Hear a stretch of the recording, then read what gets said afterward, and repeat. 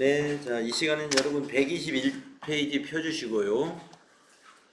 우리가 지금 그 종합소득세 관련 세목 중에서 이자소득, 배당소득, 사업소득, 근로소득, 연금소득, 그리고 기타소득 이렇게 6가지 세목이 있는데 지금 기타소득을 정리하는 중입니다. 그래서 기타 소득에 열거되어 있는 것들을 지난 시간에 여기까지 정리를 해봤는데요. 기타 소득은 이 내용과 그 기타 소득의 내용이 필요경비를 얼마만큼 인정받을 수 있는지 이 부분이 이제 여기에서 중요한 포인트예요. 그래서 지난 시간에 기타 소득 총수익 금액의 60%까지 비용으로 인정받을 수 있는 그 부분까지 우리가 확인을 해봤습니다. 그래서 주로 출제 많이 하고 있는 게 뭐 아버님이다, 뭐 어머님이다, 또는 장인이다 하는 분들이 원고료 소득이 있었다라든가 강연을 하시고 강연료 소득이 있었다라든가 이런 부분에 출제가 많이 있었습니다. 그러면 여러분은 원고료 소득이 얼마 있었나 해서 거기서 60%를 필요경비 빼고 40%만 기타 소득 금액이다. 네. 기타 소득과 기타 소득 금액은 차이 있는 거죠. 기타 소득 하면은 총수익 금액, 기타 소득 금액은 총수익 금액의 60%를 경비로 빼고 나머지를 소득 금액이라고 하는 것입니다. 자, 그러면 이제 계속해서 다른 유형을 보겠습니다. 서화나 골동품. 서화나 골동품을 양도로 해서 발생한 소득이다. 그러니까 처분한 거죠. 네, 이랬을 때 우리가 필요경비는 표를 거기에 제시했어요. 굉장히 필요경비를 많이 인정하는데요. 다음 페이지 보시면은 필요경비율이 양도가액이 1억 원 이하인 경우는 90%를 경비로 인정해 줍니다. 양도가액이 1억 원을 초과했을 때는 1억 원까지는 90% 인정해 주고 초과 금액에 대해서는 80%를 필요경비로 인정해 줍니다. 그렇기 때문에 이 서화 골동품에 대해서는 필요경비가 가장 높은 기타 소득이라고 기억을 해주시면 되겠습니다. 그리고 1억 원이 초과됐더라도 보유기간이 10년 이상인 골동품은 90%, 뭐 10억이든 100억이든 90%를 경비로 인정하기 때문에 10%, 우리가 양도 차익의 10%에 대해서만 과세한다. 이렇게 보시면 되겠습니다. 우리가 1,000만 원짜리 그림을 사가지고 2천만 원에 팔았다고 보겠습니다. 그러면 1,000만 원의 이익이 생겼잖아요. 그런데 그 1,000만 원을 기타 소득 금액으로 안 보고 90%를 경비로 봐주는 거예요. 그러면 900만 원이 경비다 이겁니다. 그러면은 기타 소득에 대해서 과세할 때는 1,000만 원을 남겼으니까 900만 원은 경비. 그럼 100만 원이 기타 소득 금액이에요. 거기에 20%, 20만 원 세금을 내면 되겠습니다. 자, 그렇게 여기 필요경비가 매우 중요합니다. 이 기타 소득에서는. 자, 그 다음에 이제 그 밑에 보시면은 기타 소득 금액에서 필요경비를 거의 인정을 안 하는 거라고 보시면 돼요. 여기서 필요경비는 실제 필요경비를 인정한다 이렇게 되어 있는데 실제 필요경비를 입증하기가 어려운 것들입니다. 요게 또 입증을 하더라도 굉장히 미미한 거죠. 그래서 사실상 필요경비 인정을 거의 못 받는 기타 소득은 어떤 것이 있는가 보겠습니다. 자, 인정을 아예 못 받는 건 아니고 실제 필요경비만큼은 받습니다. 그러면 우리가 소득자가 실제 필요경비를 증명할 수 있어야 돼요. 증빙을 제시해야 된다. 자, 첫째 상금이나 현상금, 포상금 여기에 대해서는 실제 필요경비만 경비로 인정을 해줍니다. 그런데 우리가 앞에서 80% 필요경비 인정해주는 그 상금 기억나시죠? 주무관청의 승인을 받아서 공익법인이 대회를 열었습니다. 거기에서 받는 상금은 80%를 필요경비로 인정해 줍니다. 그러면 여기 있는 것은 뭐예요? 공익법인이 주무관청의 승인을 받아서 실시한 그런 대회가 아닌 경우, 아닌 경우는 필요경비 인정받기 어렵다. 다음에 복권이 이제 대표적이죠. 경품권, 복권. 네. 여기서 받은 금품, 만약에 1000만원짜리 복권이 당첨됐어요. 그러면 1000만원짜리 복권을 사는데 1000원이 들어갔다. 그러면 이 실제 필요경비가 1000원인 거죠. 예. 그래서 거의 필요경비가 1000원 말고는 인정을 받을 수 없는 겁니다. 사행행위로 벌어들인 소득, 기타 소득으로 과세합니다. 사행행위 하면은 뭐 이렇게 고스톱을 친 것도 사행행위고, 네. 또 무슨 닭싸움 대회, 네, 무슨 개싸움 대회, 뭐 이런 데서 돈 걸고 이렇게 걸어가지고 하는 것들, 이게 다 사행행위, 기타 소득으로 과세가 됩니다. 저작자 또는 실현자의 음반 제작자, 저작자 또는 실현자, 음반 제작자, 그러면 사업자들이잖아요. 방송 사업자. 예, 여기까지는 이제 사업자인데, 사업자 외의 자가 저작권이나 저작 인접권의 양도나 사용의 대가로 받는 금품, 예, 자기가 사업자가 아닌데 이러한 대금을 받으면 기타 소득으로 과세한다. 물품 또는 장소를 일시적으로 대여하고 사용료로서 받는 금품, 이것도 기타 소득입니다. 재산권에 대한 알선이나 수수료로 받는 사례금도 기타 소득으로 과세하고요. 유실물을 습득해가지고 보상금을 받는 경우도 있겠죠. 고맙습니다 하고 받으면 그거 다 기타 소득 금액으로 신고하는 겁니다. 잘 신고 안 하겠죠. 근데 이게. 예, 모를 것 같으니까 신고 안 하죠. 그러나 기타 소득으로 보상금 받으면 기타 소득으로 신고하는 게 원칙입니다. 소유자가 없는 물건을 점유하는 것으로서 그 어떤 소유권에 취득을 했어요. 그렇다면 그것도 기타 소득으로 과세한다는 겁니다. 거주자나 비거주자 또는 법인의 특수관계인이 그 특수관계로 인하여 그 거주자나 비거주자 또는 법인으로부터 받는 경제적 이익으로서 급여나 배당으로 급여나 배당 또는 증여로 보지 않고 받는 것들, 이런 것들도 기타 소득으로 과세한다. 네, 그래서 뭐 이제 경조금을 많이 준다든가, 그러면 이제 그 사람이 회사 직원이면 그 급여 성격으로 봐야 돼요. 경조금 같은 것을 통상적인 그 범위 내에서 주면은 이제 비과세로 봅니다만은 많이 초과해서 주면 이제 급여로 볼 수도 있고 아니면 증여로 볼 수도 있고 그렇답니다. 근데 그것으로 처리하지 않는 나머지 것은 기타 소득으로 과세할 수 있다. 영화나 필름, 라디오, 텔레비전, 방송용, 테이프, 필름, 그 밖에 이와 유사한 자산이나 권익의 양도, 대여 또는 사용의 대가로 받는 금품도 기타 소득으로 과세할 수 있다. 계약의 위약이나 해약으로 인하여 받는 소득으로서 위약금을 우리가 받았어요. 위약금, 배상금, 부당이득 반환 시 지급받은 이자, 주택입주 지체상금은 제외죠. 주택입주 지체상금은 주무관청의 승인을 받아서 공익기관이 상금을 지급하는 경우하고 같이 80% 비용을 인정해 줍니다. 그러니까 이건 뭐냐면은 우리가 이건 일상생활에서 사실 있을 수 있어요. 계약의 위약으로 또는 해약으로 인해서 소득이 발생했어요. 네. 그러니까 우리 개인 간의 거래에서 이런 일이 있죠. 만약에 제가 살던 집을 팔겠다고 부동산에 내놨습니다.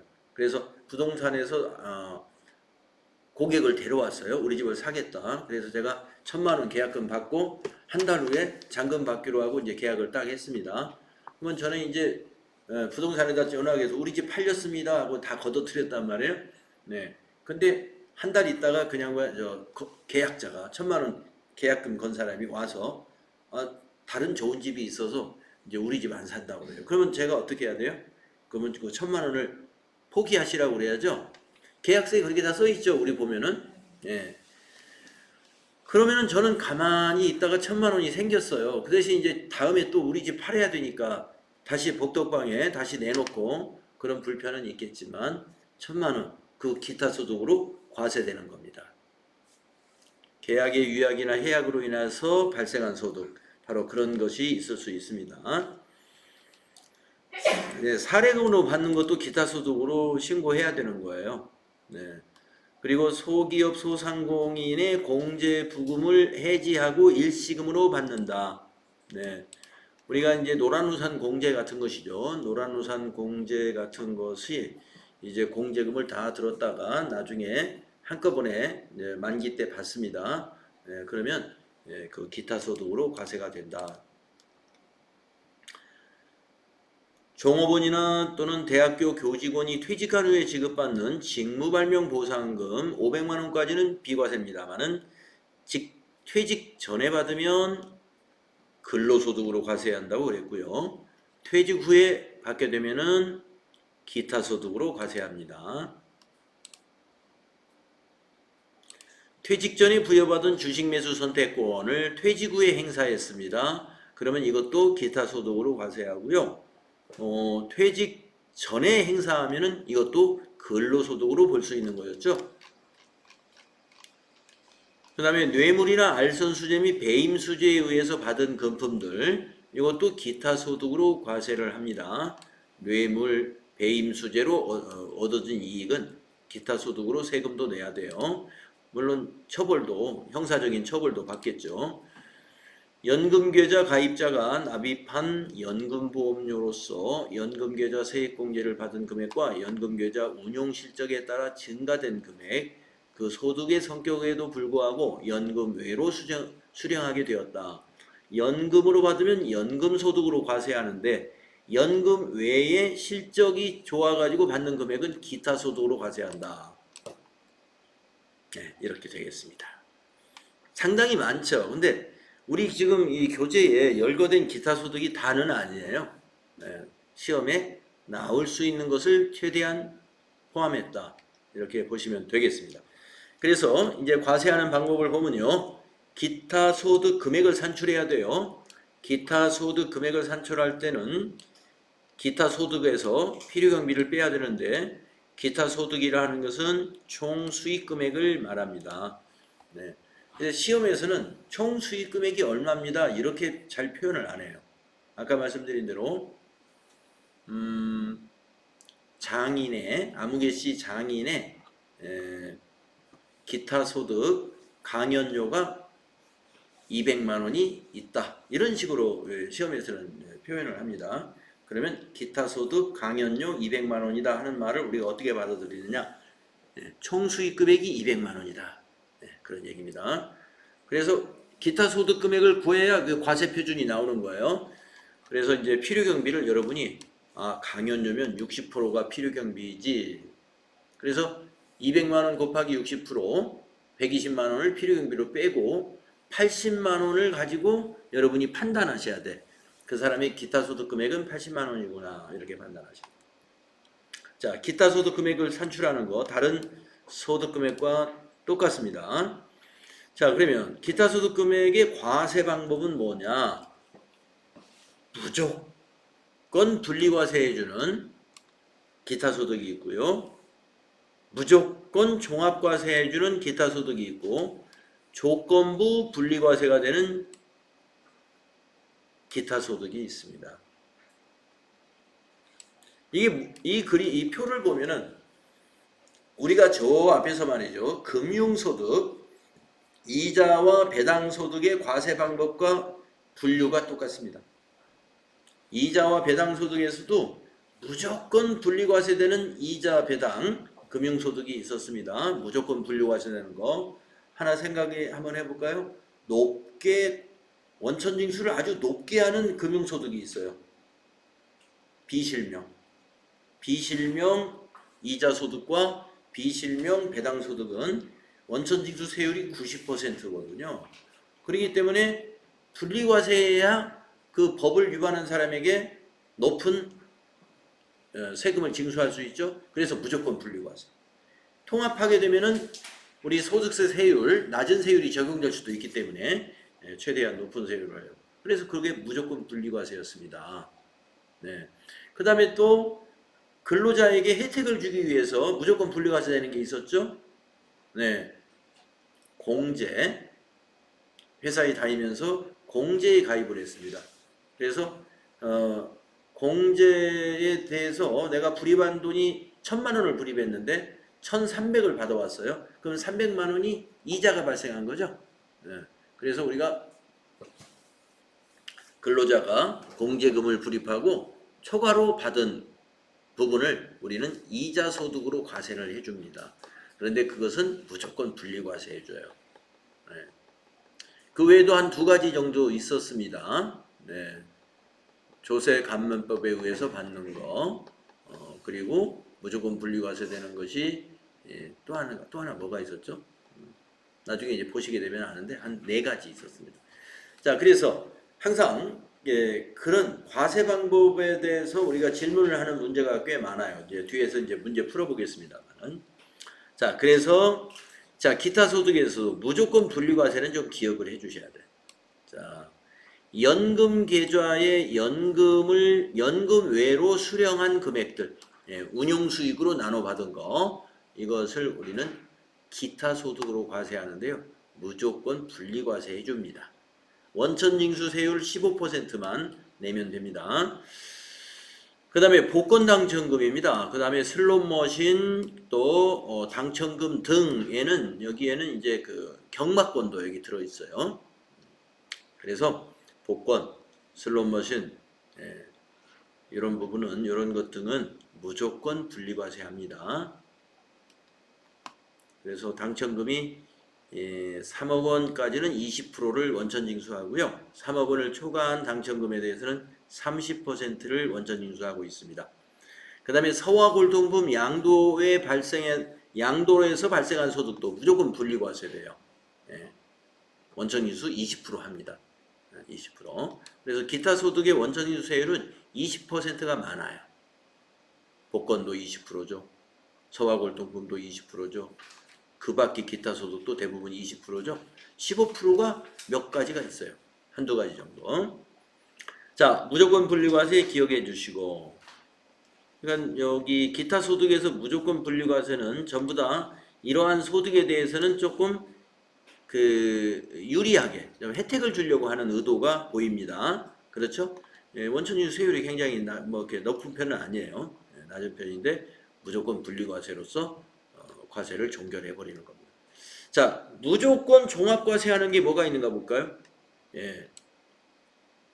뇌물하고요, 알선 수재, 배임 수재로 받는 금품들 다 범죄 행위들이죠. 뇌물 받는 거, 그 다음에 배임, 알선 이렇게 해서 얻어진 소득들은 무조건 종합과세된다. 왜냐하면 원천징수를 할 수가 없어요. 여기 원천징수에 줄이 딱 그어져 있잖아요. 네, 뇌물을 주는 사람이 이거 세금 떼고 주겠습니다. 이거 있을 수도 없는 일이죠. 그러니까 뇌물이나 이런 것은 원천징수 자체가 있을 수 없는 일이기 때문에 우리가 무조건 세금을 한번 내야 되잖아요. 그래서 우리가 무조건 종합과세 해야 돼요. 그 다음에 그 밑에 보시면 조건부입니다. 조건부 분리과세니까 분리과세 할 수도 있고 종합과세 할 수도 있다. 그것이 이제 계약의 위약으로 받는 위약금들. 그러니까 아까 제가 계약을 했는데 아까는 이제 1,000만 원을 계약금 걸었다고 그랬습니다. 계약금을. 근데 제가 만약에 100만 원 계약금을 걸었다고 보겠습니다. 그러면 그 분리과세로서 끝납니다. 분리과세로서. 왜냐면은 이제 조금 이따 아시게 됩니다. 여기 연간 300만 원 이하이면, 연간 300만 원 이하이면 분리과세와 종합과세를 선택할 수가 있다. 계약의 위약 등으로 받은 위약금과 배상금, 이거 원천징수가 불가능하죠. 원천징수 안 됩니다. 그러니까 원천징수 안 된 거는 무조건 종합과세 해야 돼요. 소기업 소상공인 공제부금 해지 일시금 그리고 기타 소득을 모두 더합니다. 이걸 모두 더해서 300만 원이 되는가 안 되는가를 따져보는데요. 밑에 한번 읽어보겠습니다. 계약의 위약 등으로 계약금의 위약금, 배상금으로 대체되는 금액과 그 외의 기타 소득,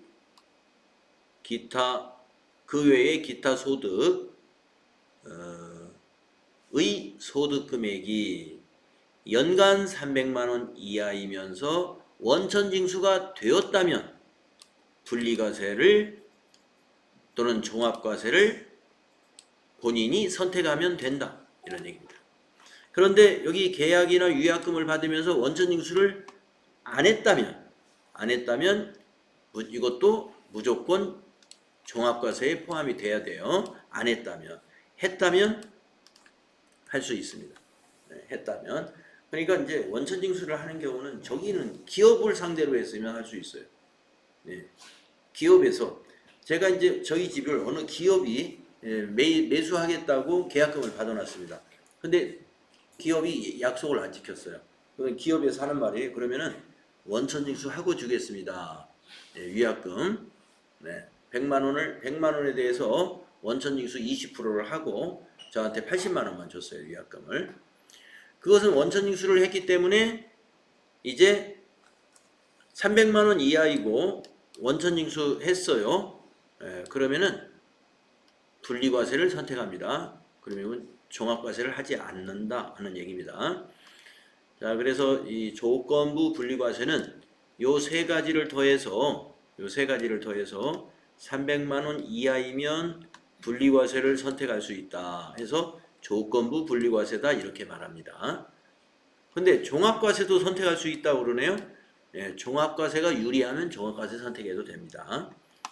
그러니까 금액이 높으면 분리과세 선택하는 게 좋아요. 왜냐하면 종합과세에서는 기본 세율표를 쓰기 때문에 이 금액이 높아지면 누진 세율로 세율이 높아지거든요. 그래서 금액이 작으면 분리과세 선택하는 게 금액이 크면 분리과세 선택하는 게 좋습니다. 종합과세 선택은 거의 없을 거예요. 그건 계산을 해봐야 합니다. 좀 복잡한 부분이 있기 때문에. 자, 그래서 기타 소득의 과세 방법에 무조건 분리과세와 무조건 종합과세 항목을 좀 기억해 두시고 나머지는 조건부 분리과세인데 금액이 300만 원 기준으로 300만 원 이하이면 분리과세 선택 가능하고 넘으면 종합과세 해야 됩니다. 300만 원까지만 분리과세를 선택할 수 있다. 네, 이렇게 해서 드디어 이제 우리가 종합소득 금액을 전부 산출을 했습니다. 종합소득 금액을요. 자, 종합소득 금액에는 2배사 근연기, 이자소득 금액, 배당소득 금액, 사업소득 금액, 근로소득 금액, 연금소득 금액, 기타소득 금액, 이걸 다 더한 게 종합소득 금액입니다. 그래서 이 6가지의 그 종합소득 세목 중에서 이 중에서 3가지만 해당되는 사람도 있고 2가지만 해당되는 사람이 있겠죠. 그래서 그것을 우리가 종합소득 금액이라고 해요. 그 6가지 지금까지 앞에서 쭉 나열된 거. 자, 그러면은 이제 여기에서 우리가 과세를 해야 되는데 어떻게 세금을 결정하는지를 한번 보겠습니다. 자, 종합소득 금액, 종합과세를 하려면은 일단 종합소득 금액을 구해야 됩니다. 그래서 다 구했어요. 6가지를 다 더했습니다. 거기에서 소득공제를 해주는 부분이 있어요. 종합소득공제라고 합니다. 소득공제에서 제일 큰 부분은 인적공제예요. 우리가 소득세는 인적사항을 고려해서 과세한다고 그랬잖아요. 그래서 부양가족, 수를 얘기하는 겁니다. 그래서 부양가족에 대한 인적공제를 어떤 기준으로 계산해서 공제해 주는가, 이거 아주 중요한 부분이고요. 그 외에도 인적공제 말고도 특별소득공제, 조세특례법에 의한 소득공제 등이 있습니다. 그래서 이런 내용 이제 살펴볼 거고요. 그러면 이제 소득공제를 뺀 것을 우리가 종합소득세 과세표준이라고 그래요. 과세표준. 과세표준이라는 것은 세액을 계산하기 위한 금액, 표준이 되는 금액이 과세표준입니다. 그래서 거기다가 세율을 곱합니다. 이 세율은 여러분 알다시피 기본세율이라고 하는 것은 최하 6%부터 최고 45%까지 초과 누진세율 8단계로 초과 누진세율이 있어요. 여러분들이 이제 보시게 될 겁니다. 그래서 과세표준이 결정되면 이 초과 누진세율을 적용해가지고 세율을 곱합니다. 그래서 산출을 하게 된 것이 산출세액입니다. 세금이 산출됐죠. 이 산출세액은 다시 세액 감면이 있으면 세액 감면 혜택으로 빼주고 세액 공제사항을 또 빼줍니다. 그래서 세액 감면이나 세액 공제는 법률에 의해서 우리가 감면이나 공제를 받을 수가 있는데 여기에서 우리가 공부하는 것이 소득세 세액 공제 중에 특별 세액 공제라고 있어요. 소득세법 세액 공제 중에 특별 세액 공제 근로자에게만 해주는 네 가지가 있는데 그것이 주로 시험에 나옵니다. 왜냐하면 시험에서는 근로소득세를 실기시험으로 낸다고 그랬잖아요. 그러니까 근로자에게만 혜택을 주는 네 가지 세액공제 내용이 있는데 보험료 세액공제, 또 교육비 세액공제, 또 의료비 세액공제, 또 기부금 세액공제 이렇게 네 가지가 있는데요. 그 세액공제 기준에 대해서 이제 우리가 알아볼 겁니다. 그러면 이제 세금하고 세액공제와 세액 감면을 뺀 것을 최종적으로 결정된 세액이다 해서 결정세액이라고 합니다. 이 결정세액을 계산한 다음에 기납부한 세액이 있죠. 원천징수한 것들. 우리 근로소득자 같으면 매달 급여를 받을 때마다 세금을 냈잖아요. 그거를 다 더한 것이 이제 기납부세액입니다. 원천징수에서 납부했던 것들. 그래서 이제 기납부세액을 마지막으로 빼줍니다. 기납부세액.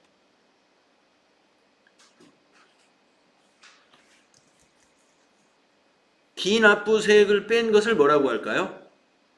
이제 최종적으로 밑에 납부세액 5월 30일인가요?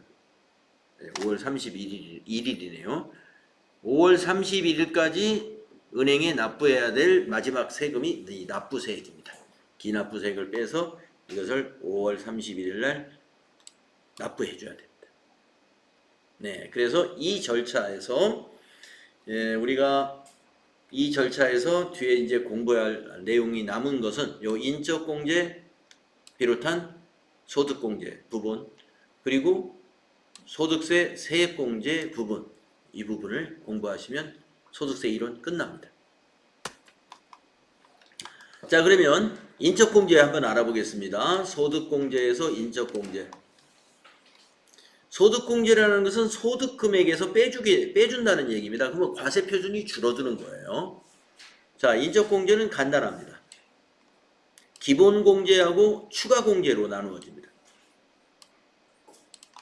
기본공제와 추가공제로 구분을 하는데 기본공제라는 것은 한 명당 150만원 한 명당 150만원 2명이면 300이고 3명이면 450만원이고 이렇게 계산하시면 됩니다. 그러면 우리 가족을 전부 150만원 우리 가족이 4명이면 4명 곱하기 150에서 600만원을 소득공제 해주느냐 그러지 않고요. 자, 가족들 부양가족이라고 하는 관계가 여기 있는데 우선 본인은 무조건 본인이 본인의 부양가족이에요.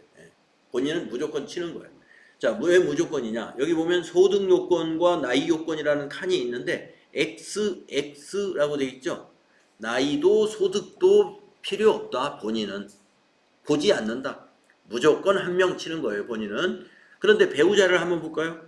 결혼을 하신 분들은 배우자가 있죠. 배우자는 나이는 X, 나이는 안 보는 거다. 근데 소득에 동그라미가 있죠. 소득은 오케이인지 체크해 봐야 돼요. 그래서 이 소득이 어떻게 되느냐 하면은 100만 원이에요. 100만 원. 소득 금액 기준 100만 원. 그래서 소득 금액이 100만 원이 초과했으면 배우자는 여기 공제대상, 기본공제대상 인원에 넣으면 안 돼요. 그러면 이제 아까 말씀드린 대로 만약에 배우자가 무슨 방송국이나 신문사에 집에서 그 일을 하고 있는 가정주부인데 방송이나 신문사에 그것은 원고에 응모해가지고 원고료로 200만 원을 받았다고 한번 보겠습니다. 200만 원이 됐어요. 그러면 시험 문제에서 이런다면 배우자 아무개 씨는 원고료 소득 200만 원이 있다.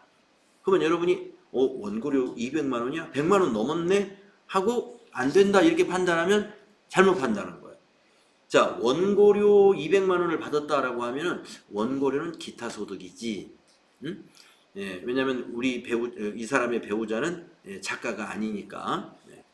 그러면 기타 소득이면 어떻게 기타 소득 금액을 계산해야 된단 말이에요. 그러면 필요경비 60%다. 우리 배웠죠. 그러면 6, 22, 120만 원. 필요경비를 뺍니다. 그럼 80만 원이잖아요. 80만 원이 배우자의 소득 금액이 되는 겁니다. 기타 소득 금액. 그럼 100만 원 이내네요. 그러면 여기 공제 대상이 되는 겁니다. 자, 100만 원 기준으로 따지면 돼요. 그 다음에 직계존속은 어떻게 되는지 아시죠? 직계존속은 본인의 직계존속도 해당이 되고요. 배우자의 직계존속도 해당이 됩니다.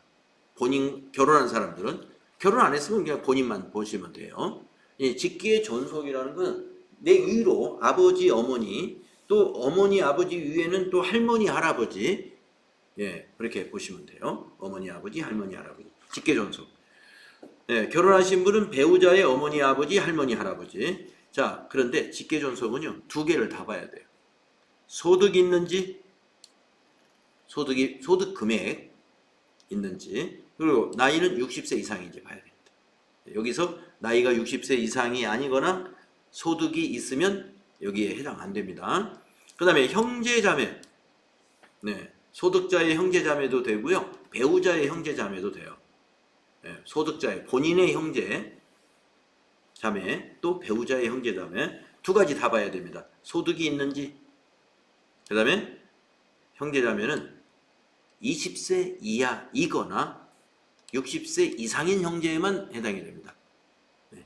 그러면 부양가족의 여기 공제금액 대상 부양가족이 되는 거예요. 그 다음에 직계비속을 보겠습니다. 직계비속. 입양자도 포함이 됩니다. 직계비속. 직계비속이라는 것은 결혼한 사람들만 있겠죠. 직계비속. 결혼한 사람들이 자녀를 말하는 겁니다.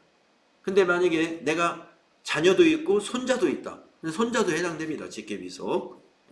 그래서 자녀 또는 손자, 손녀 보시면 되고 입양자 포함해서. 자, 마찬가지로 소득이 있으면 안 돼요. 내가 자녀가 있는데 자녀가 소득이 있다. 그러면 기본공제 대상자에 포함을 안 시키고요.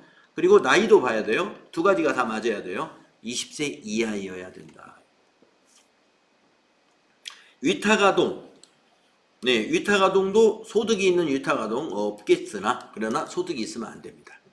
위탁아동도 소득은 100만 원 이하여야 되고요. 나이는 18세 미만. 위탁아동은. 그 다음에 이제 수급자 등이라고 했는데요. 수급자 하면은 이제 우리가 그 기초생활 수급자를 말하는 건데요. 예를 들어서 이모나 고모 같은 경우는 같이 생활할 수도 있죠. 내가 이모 한 분이 계시는데 이모가 만약에 이모부도 돌아가시고 또 이모가 자녀도 없어요. 그러면 이제 같은 마을에 살게 되면은 같이 우리 어머니하고 형제간이니까 같이 사실 수 있죠.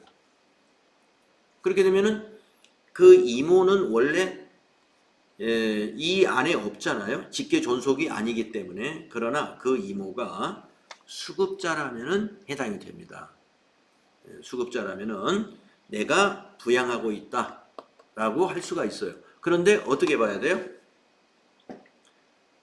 소득이 있으면 안 돼요. 소득이 있으면 수급자가 아마 안 될 겁니다. 그런데 나이는 보지 않습니다. 수급자의 경우는 나이는 상관없이. 자, 그래서 이렇게 사실상 나의 소득으로 같이 먹고 산다라는 사람들이 이제 부양가족이잖아요. 나의 소득으로 같이 먹고 산다라는 조건에서 나이 요건과 소득 요건이 확인되면, 조건에 맞으면 기본공제 대상자가 된다 하는 것입니다.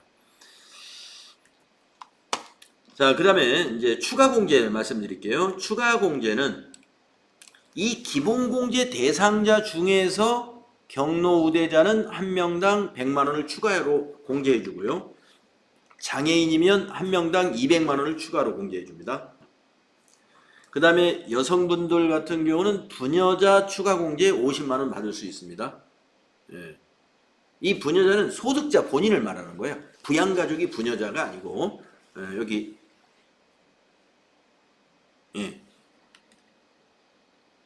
요 두 가지는, 경로우대나 장애인은 여기 기본공제 대상자 모두에 다 해당이 되죠. 모두에, 경로우대나 장애인은. 그런데 이 추가공제에서 부녀자 추가공제나 한부모 추가공제는 소득자 본인 기준을 말하는 거예요.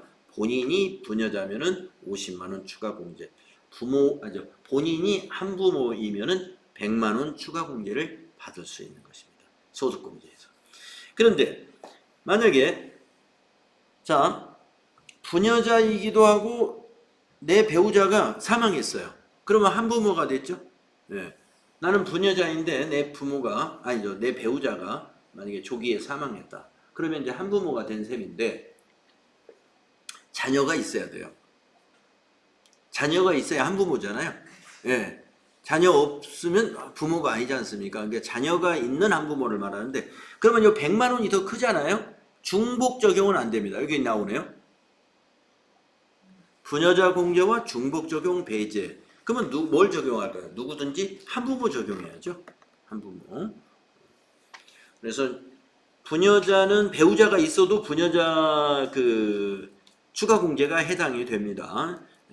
다만 한도가 있어요. 소득 금액이 높은 사람은 안 내줍니다. 그래서 종합소득 금액이, 자, 종합소득 금액이니까 필요형비 뺀 겁니다. 자기의 총 급여를 가지고 따지는 게 아니에요. 종합소득 금액은, 우리가 근로소득인 경우에 근로소득 금액은 뭐예요? 총급여에서 근로소득 공제 필요경비 뺀 거를 말하는 거예요. 그래서 그건 계산을 해봐야 됩니다. 종합소득 금액이 3천만 원 이하인 거주자가 다음 어느 하나에 해당한다. 그래서 배우자가 있는 여성, 이 말은 뭐예요? 남편이 있는 여성, 이 말이 되겠고, 배우자가 없는 여성으로서 부양가족이 있는 세대주. 배우자는 없는데 부양가족이 있다 라는 것은, 그럼 한부모 아니겠느냐? 그러면 한부모로 받으면 돼요. 자녀가 있으면. 그런데 여기서는 말이죠, 부모님이 될 수도 있어요.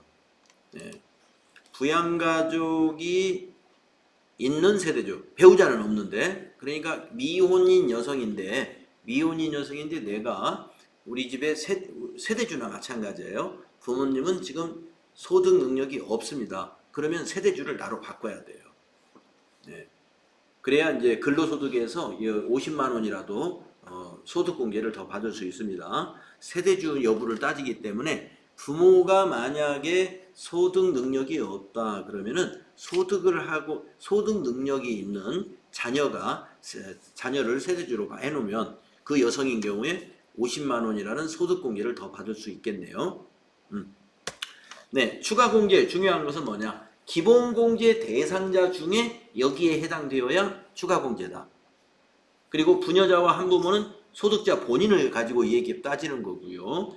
경로우대 장애인이 여기 기본공제 대상자 중에서 따지는 거. 어렵지 않으실 거고요. 그 다음에 그 다음 페이지 보니까 주석에 대한 설명이 많이 나와 있어요. 주석에 대한 설명이. 그러면 한번 설명을 보면서 체크해 보겠습니다. 아까 기본공제 대상자냐 아니냐를 따질 때 연간 소득금액의 합계액이 100만 원이냐 아니냐를 따지는 거예요. 소득 금액이니까 필요경비 뺀 건 아니라는 얘기입니다. 그런데요, 근로소득만 있는 자의 경우는 조금 유리합니다. 소득 금액으로 안 따지고 근로소득자는 소득 금액 따지려면은 근로소득 공제 빼봐야 돼. 그 표를 가지고 와서. 그러니까 계산이 복잡한 거예요. 근로소득자는 그러면 급여가 얼마라고 그러면은 근로소득 공제가 얼마지 표를 놓고 따져봐야 된단 말이에요. 그러니까 간단하게 총급여 500만 원으로 하자 이렇게 정했습니다. 총급여 500만 원이다. 그러면 원래는요, 총급여 500만 원 이하는 70%를 비용으로 인정해주는 근로소득 공제를 적용하죠. 그러면 얼마입니까? 7, 5, 35. 350만 원을 경비로 빼면은 150만 원인 셈이에요. 500만 원 딱 됐을 때는. 150만 원. 그러면 총급여가 500만 원인 사람은 다른 소득으로 판단했을 때하고는 좀 형평성이 안 맞죠. 더 유리한 거죠.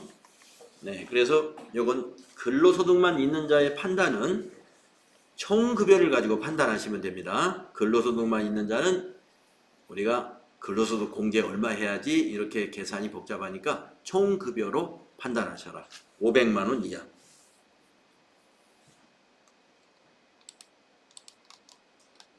그리고 여기서 소득금액이라는 것은 종합소득 금액만을 따지는 게 아니고요. 종합소득 금액 6가지에다가 퇴직소득이 있었으면 퇴직소득, 양도소득이 있었다면 양도소득의 금액을 다 합친 것을 말하는 겁니다. 기본공제 대상자 여부를 판단할 때 종합소득 금액인 입에서 근연기만 따지는 게 아니고 퇴직소득 금액, 양도소득 금액을 모두 합해서 따져라. 퇴직금의 경우는 그 자체가 소득 금액이 되므로 그러니까 필요경비가 퇴직금에 대해서는 필요경비를 인정을 안 해요. 그렇기 때문에 그 자체가 소득 금액입니다. 그렇게 되기 때문에 부양가족의 퇴직금이 만약에 100만 원을 초과한다 그러면 기본공제 대상자는 아니라고 판단하시면 돼요. 그 이야기입니다. 다음 장애인의 경우는요. 나이를 보지 않고요. 소득만 충족하면 된다는 거고요. 알고 계시고, 네. 그게 무슨 말이냐면, 여기 주2가 지금, 주2가, 여기에 있군요. 나이를 따지실 때, 네. 자, 이게 무슨 말이냐면 주2가 나이를 따질 때, 자, 형제 자매가 있어요. 제 동생이 있다고 보겠습니다. 동생이 나이가 55세예요. 55세. 근데 장애인이에요. 장애인 복지법에 따른 장애인이라고 보겠습니다. 자, 55세니까 20세 이하도 아니고 60세 이상도 아니지 않습니까? 네. 그러나 해당된다. 왜? 장애인은 나이 요건은 보지 않는다는 겁니다. 예외입니다. 장애인은. 소득은 봐야 돼요. 55세인 장애인 부양가족이 있는데 이 장애인이 소득이 있어요. 만약에 월급 300만 원씩 받는 근로소득이 있는 사람이에요. 그럼 300만 원씩 10달이면 3천만 원이니까 500만 원을 훨씬 넘었죠? 그러면 기본공제 대상자는 아닌 겁니다. 자기가 벌어서 자기가 생활하고 있는 거예요. 그렇게 보면은. 그래서 기본공제 대상자가 아닌 거죠. 그 얘기가 되겠습니다. 또 뭐가 있나요? 주 3을 보겠습니다. 기본공제를 받기 위해서는 해당 거주자와 생계를 같이 해야 하며 구체적인 내용은 다음과 같다. 그렇습니다. 하여튼 생계를 같이 하면은요 다 부양가족으로 봐요. 주민등록표에 동거 가족으로 해당 근로자의 주소 또는 거소에서 현실적으로 생계를 같이 하는 사람으로 한다. 직계 비속이나 입양자는 주소에 관계없이 생계를 같이 하는 것으로 본다. 거주자 또는 동거 가족이 취약이나 질병, 요양, 근무상 또는 사업상의 형편으로 본래의 주소나 거소를 일시적으로 퇴거한 경우에도 생계를 가치하는 것으로 본다. 근로자의 부양가족 중 근로자의 직계 존속이 주거의 형편에 따라 별거하고 있는 경우 생계를 가치하는 것으로 본다. 이걸 다 종합해 보면 주소하고는 관계없다 하는 얘기입니다. 주소하고 관계없습니다. 그래서 자녀는 무조건 생계를 같이 하는 거예요. 자녀. 그리고 부모도 주거 문제로 부모님은 시골에서 농사를 지으면서 텃밭을 가꾸면서 살고 있고 자녀는 서울에서 급여 생활을 근로자 생활을 한단 말이에요. 그게 다 이제 해당이 되는 거예요. 그래서 사실상 생계를 같이 한다면 다 기본공제 대상자가 된다고 보면 되겠습니다. 다음에 주 4를 보면요. 며느리나 사위는 어떻게 보느냐? 며느리나 사위는 직계비속이 아니기 때문에 원칙적으로 해당 사항이 없습니다. 며느리나 사위는 소득이 없더라도 일단 직계비속이 아니에요. 자녀가 아니지 않습니까? 그래서 대상이 아니다. 하지만 예외가 있어요. 기본공제 대상자인 직계비속과 그 직계비속의 배우자가 모두가 장애인이면 기본공제가 가능하다. 네. 자, 제가 아들이 있는데 제 자녀가 장애가 있고 소득이 없어서 장애가 있고 소득이 없는 자녀라서 기본공제 대상자가 됐어요. 제가 이제 근로소득이 있으면. 그런데 결혼을 해서 며느리도 장애가 있는 며느리를 얻게 됐습니다. 그러면 그 며느리도 기본공제 대상자로 포함을 합니다.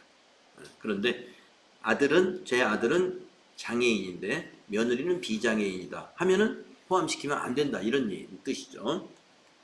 그 다음에 주 5. 아동복지법에 따른 가정위탁을 받아서 양육하는 아동, 위탁아동이라고 그러죠. 이거는 과세기간에 6개월 이상을 양육했어야 돼요.